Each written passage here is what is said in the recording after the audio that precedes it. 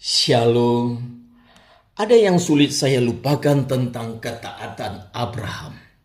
Saat Abraham akan kehilangan anaknya Ishak, anak satu-satunya yang sangat ia sayangi, tetapi karena Allah meminta agar Ishak dikorbankan, Abraham pun dengan taat melakukan semua perintah Allah itu.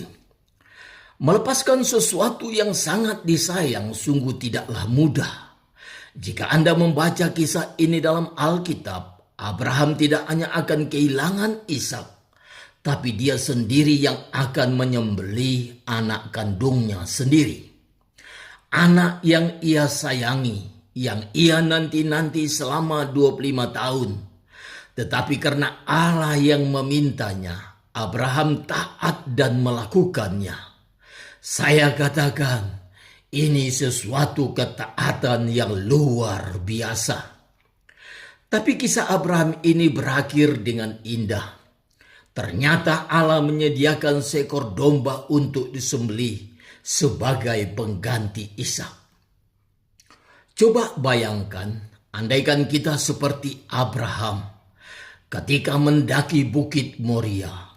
Jauh di kedalaman hati kita, tidak rela jika harus kehilangan sesuatu yang berharga dalam hidup kita. Kita juga tidak bakal mengira ada ending yang manis.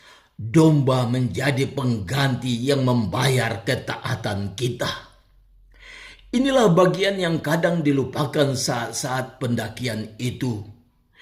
Itulah salah satu pergumulan terberat Abraham antara taat kepada Allah atau menggenggam erat apa yang disayangi.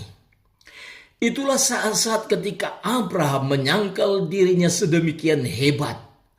Abraham mendaki gunung sambil membayangkan anak yang ia kasihi akan ia sembelih dan mati di tangannya sendiri.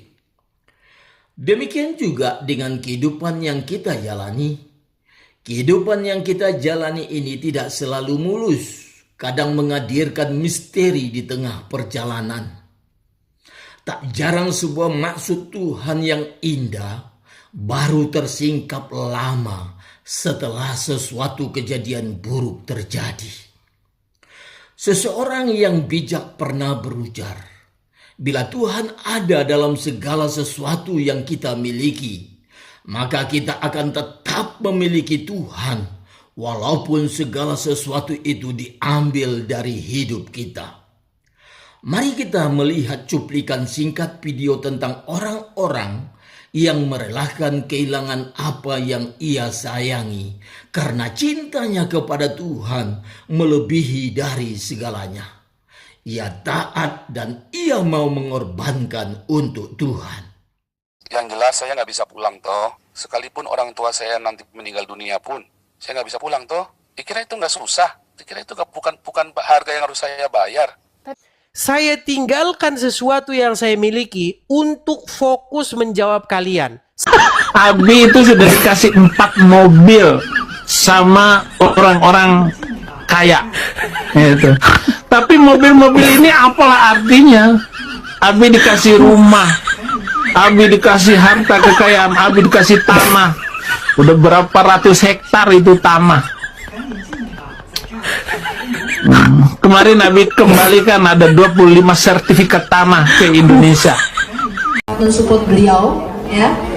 Saya tahu banget perjuangan beliau bagaimana memberitakan Injil dan juga ya susah payahnya yang ada di Amerika ini, ya.